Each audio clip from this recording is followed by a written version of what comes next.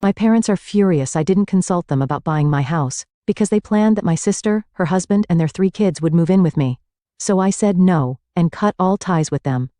My name is Lucy, and I'm 30 years old. I work as an investment analyst, and I'm pretty good at what I do. Some might say I'm too careful with money, but that's just who I am. Growing up as the younger of 2 sisters taught me early on that if I wanted something, I'd have to work for it myself. My sister Sarah is 3 years older than me. She's always been the golden child in our family, the pretty one, the social butterfly, the one who could do no wrong in our parents' eyes. Don't get me wrong, I love my sister, but our parents' favoritism was pretty obvious from day one. It wasn't just about the money, it was about the expectations. They always expected Sarah to succeed effortlessly, while I was just there. Sarah married Tom right after college. He works in construction management, and they quickly started having kids. Now they have 3, Emma 7, Lucas 5, and little Joey 2. They're sweet kids, but Sarah always complains about how hard it is to manage them in their rented apartment. As for me, I've been lucky in my own way. My best friend Jenny's parents own several properties, and they've been renting me a nice 1-bedroom apartment at half the market rate for the past 5 years. They trust me, and I've never given them a reason not to. I've been saving money religiously since I started working, living below my means, cooking at home instead of eating out, taking public transport when possible. All those small things add up. My colleagues often tease me about being too frugal, but I had a plan. I've always dreamed of having my own place, specifically a small country house. Working remotely became more common at our firm after the pandemic, and I only need to come to the office for important meetings. A peaceful place away from the city seemed perfect. Last week, I finally opened my savings account and really looked at the numbers. After years of careful planning and saving, I had enough for a down payment on a modest country house. I spent hours browsing real estate websites, looking at potential properties. Nothing too fancy, just a cozy place I could call my own. I was in the middle of browsing real estate listings when my phone rang. It was my mother, calling with her usual perfect timing. "Lucy, honey, don't forget we're expecting you for dinner on Saturday," she said, her voice carrying that subtle tone of command disguised as a reminder. "Sarah and Tom are coming with the kids, and please try to be on time for once." I arrived at my parents' suburban house at exactly 5:05 p.m. that Saturday. The driveway was already full. Sarah's minivan took up most of the space, forcing me to park on the street. Before I even reached the front door, I could hear the chaos inside. Emma and Lucas were probably chasing each other around the house while little Joey added to the cacophony with his toddler squeals. "Lucy's here," Sarah announced as I walked in, barely looking up from where she was trying to convince Joey to eat his mashed potatoes. The kids barely acknowledged my presence, too caught up in their own world. Mom was in her element, fussing over everyone and everything. Dad was already settled in his favorite chair, newspaper in hand. "Everything's getting so expensive these days," he grumbled from behind the pages. "Have you seen the price of gas? Highway robbery, that's what it is. Tell me about it." Tom chimed in, helping himself to another serving of Mom's lasagna. "And my boss, what a piece of work. Yesterday he comes in. Right? Completely changes the project timeline, without even consulting the team. Who does that?" Sarah nodded sympathetically at her husband while wrestling with Joey's bib. "At least you get to leave the house.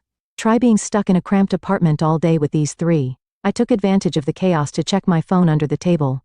There was this perfect little cottage I'd been eyeing, 2 bedrooms, a spacious kitchen, and a gorgeous garden. The price was right in my range too. I was so absorbed in the photos that I didn't notice Mom watching me until she spoke up. "Lucy, what's so interesting on that phone? You've barely touched your food." All eyes turned to me, and I felt my cheeks warm slightly. I could have made up something about work, but for some reason, I decided to be honest. "Actually," I said, "I'm looking at houses. I'm thinking about buying one soon." The silence that followed was deafening. Even the kids seemed to sense something had changed. Sarah's fork stopped halfway to her mouth, and Tom's endless complaints about his boss died mid-sentence. "Buying a house?" Mom repeated, as if she hadn't heard me correctly. "You?" "Well, yes," I said, already regretting my candor. "I'm just looking at options right now, nothing definite." "What kind of house?" Sarah asked, her voice oddly sharp. "Where?" "I haven't really decided yet," I said vaguely, trying to redirect the conversation. "Hey Mom, this lasagna is amazing.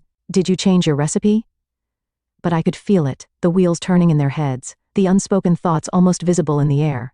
My parents exchanged one of their meaningful looks, and Sarah kept shooting glances at Tom. The usual dinner chaos resumed eventually, but something had shifted. The rest of the evening felt off-kilter, like everyone was playing their usual roles, but with their minds elsewhere. A week flew by, and I'd almost forgotten about the strange tension at the family dinner. Work kept me busy, and I spent my evenings researching mortgage rates and property taxes. I was in the middle of a Zoom meeting when my phone started buzzing with my mother's caller ID. I let it go to voicemail, but she called right back, 3 times. Finally, during my lunch break, I called her back, expecting some kind of emergency given her persistence. Lucy, finally, Mom's voice was bursting with excitement. I found the perfect house for you. You won't believe how perfect it is. Martha. You remember Martha from church? She told me about this listing in her neighborhood. It's absolutely ideal. I put down my lunch and pressed my fingers to my temple, already feeling a headache coming on. Mom, I haven't even asked for help finding a house. But she was already in full swing, impossible to interrupt. It has 4 bedrooms. No, 5. The master bedroom is huge, and there are these adorable children's rooms with built-in closets. Oh, and the backyard. There's already a playground installed, can you believe it? And the location is just perfect, walking distance to St. Mary's Elementary School and the public library. Mom, I finally managed to cut in. I appreciate you thinking of me, but that's not what I'm looking for at all. There was a pause on the other end.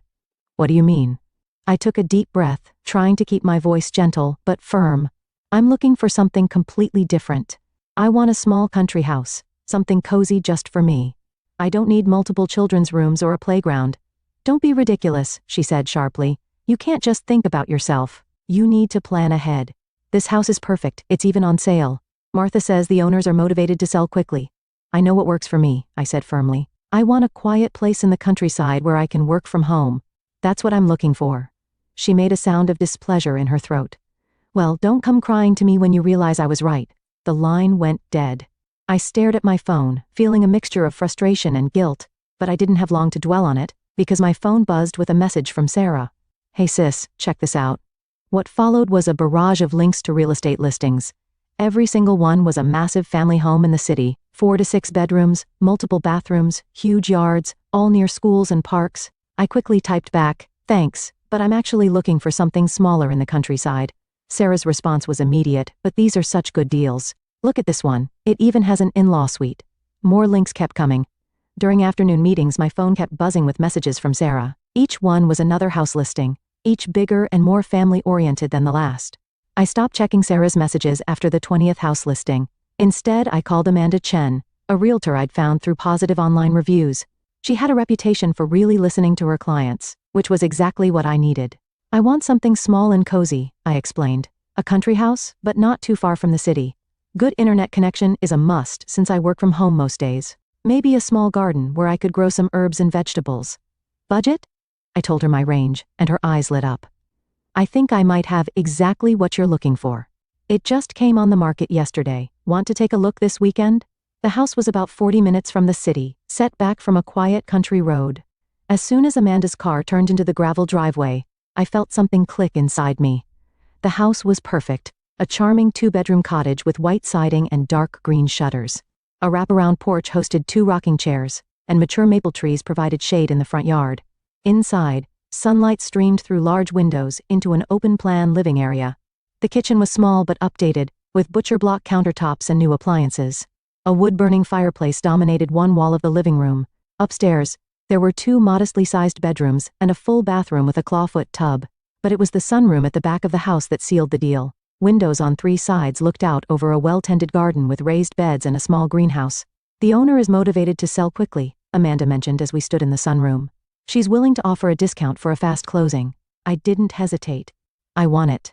The next week was a whirlwind of paperwork, mortgage applications, and negotiations. I put down a larger down payment than required to keep the monthly payments comfortable. Every night, I fell asleep looking at photos of my future home, imagining where I'd put my furniture, planning what I'd plant in the garden. When everything was signed and official, I felt like I was walking on air.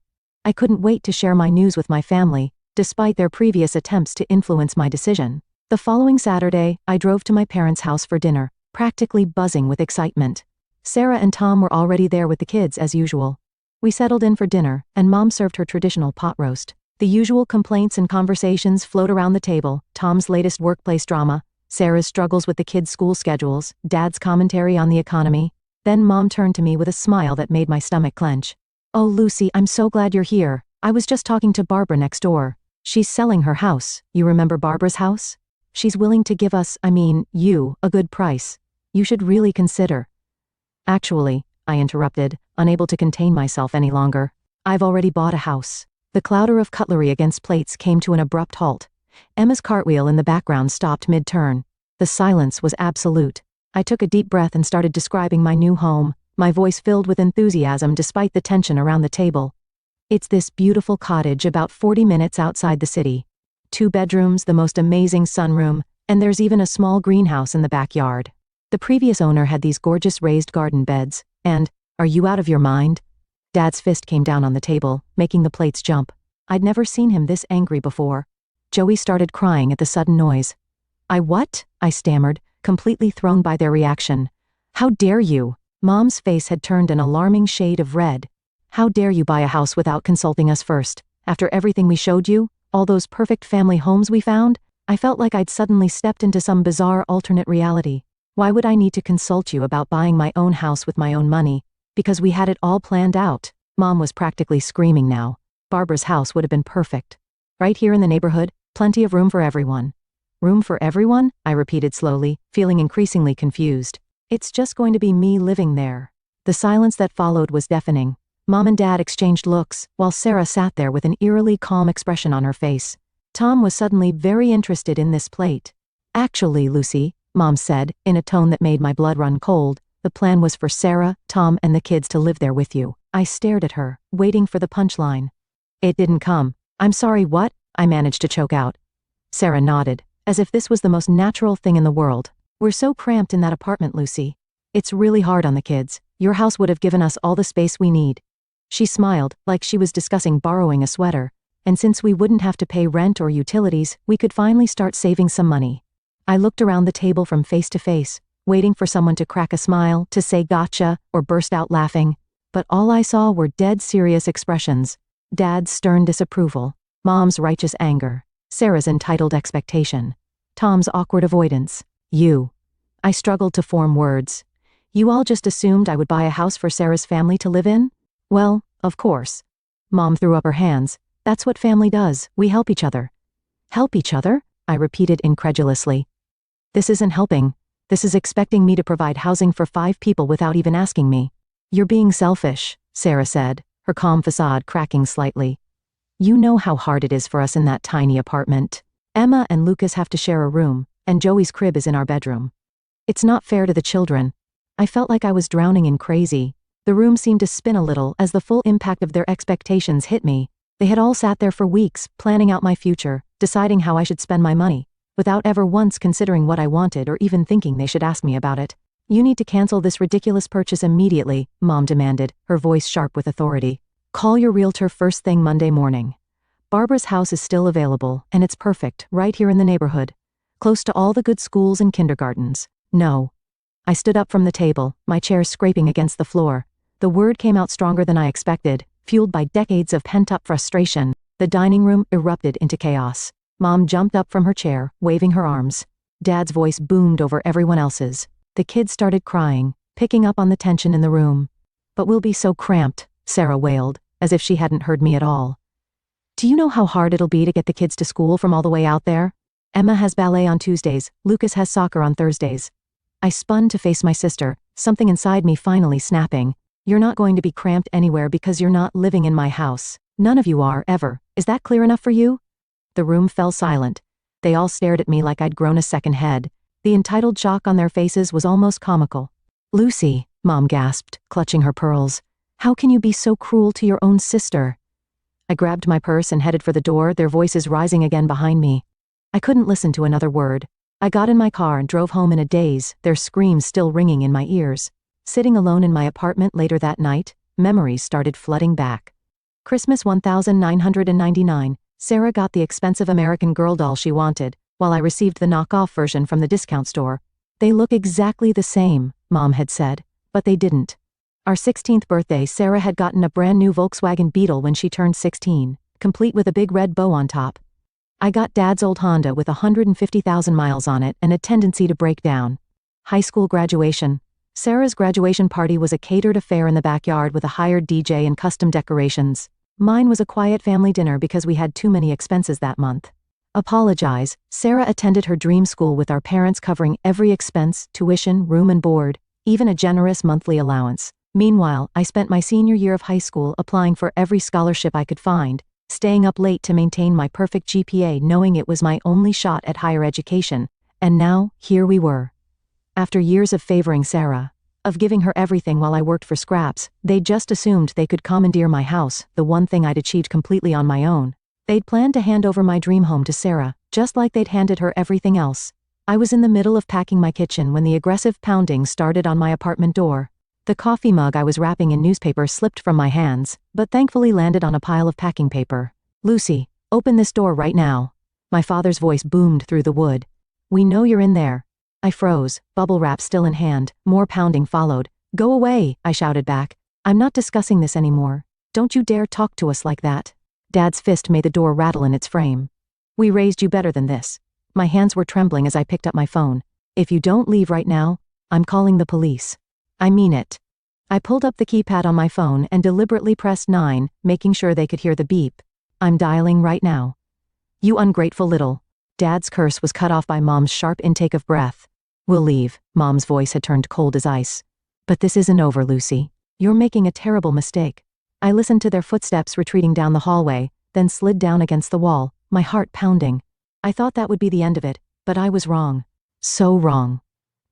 The first message from Sarah came an hour later. A photo of Emma and Lucas cramped together on their shared bunk bed. "Look how little space they have," the caption read. "Emma can't even have a desk for homework." I didn't respond. Another photo followed, Joey's crib wedged into the corner of Sarah and Tom's bedroom. "He wakes up every time we come to bed. This isn't fair to him. Delete." When I continued to ignore her, Sarah's messages turned nasty. They started coming at all hours, 2 a.m., 4 a.m., 6 a.m. "You always were Dad's least favorite. Mom cries herself to sleep because of you. I hope you're happy all alone in that big house, while your nieces and nephews suffer." I blocked her number, then her Facebook, then her Instagram.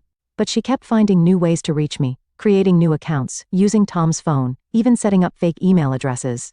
Then the phone calls started coming from other directions. First, it was Aunt Marie.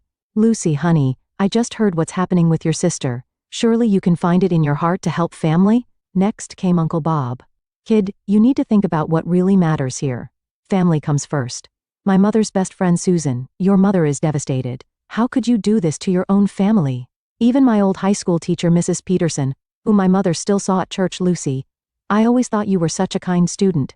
I'm so disappointed to hear about this situation with your sister." They all had the same message. I was selfish, heartless, cruel.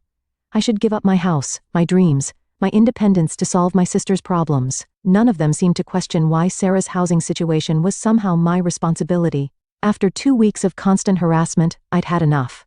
I went to my mobile carrier and changed my number, giving it only to my workplace and a handful of trusted friends who hadn't taken sides in this mess. Moving day was wonderfully quiet. I hired a moving company I'd never used before, making sure there was no way for my family to track the address through familiar local services. The movers were efficient and professional, and by sunset, I was standing in my new living room, surrounded by boxes and possibility. That first night in my cottage, I sat on my porch with a cup of tea, listening to the crickets and watching the stars come out. No traffic noise, no sirens, no family drama, just peace. I felt something inside me finally relax, a tension I hadn't even realized I'd been carrying for years.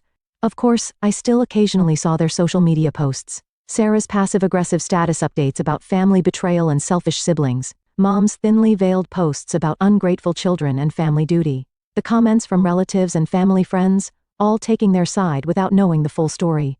But here's the thing. None of that bothered me anymore. Their words couldn't touch me in my new sanctuary.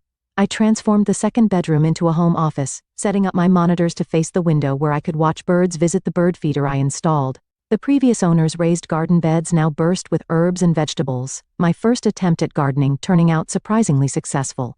The greenhouse became my weekend project, slowly filling with plants that made the space feel alive and vibrant. My work productivity actually improved without the constant family interruptions. My boss noticed and gave me more responsibility along with a raise. I started taking online courses in investment strategy, expanding my expertise without anyone telling me I was wasting my time or should be focusing on finding a husband instead. Sure, there were moments when I missed the idea of family, not the reality of my family, but the dream of what a supportive family could be. Those moments usually passed quickly when I remembered the peace I'd gained in exchange. I made new friends in the area, other professionals who worked remotely, a local gardening group that met monthly, neighbors who respected boundaries and didn't feel entitled to my space or time. None of them knew my family history, and I preferred it that way. They knew me as I am, not as the person my family tried to force me to be. The funny thing is, I'm probably being more true to my parents' original dreams for their daughters than Sarah is. They raised us to be independent, successful women. They just never expected me to be the one who actually did it. And they certainly never expected me to be independent from them too. Sometimes the best family you can have is yourself, at least until you choose to add to it on your own terms, in your own time, in your own way. And that's more than enough for me.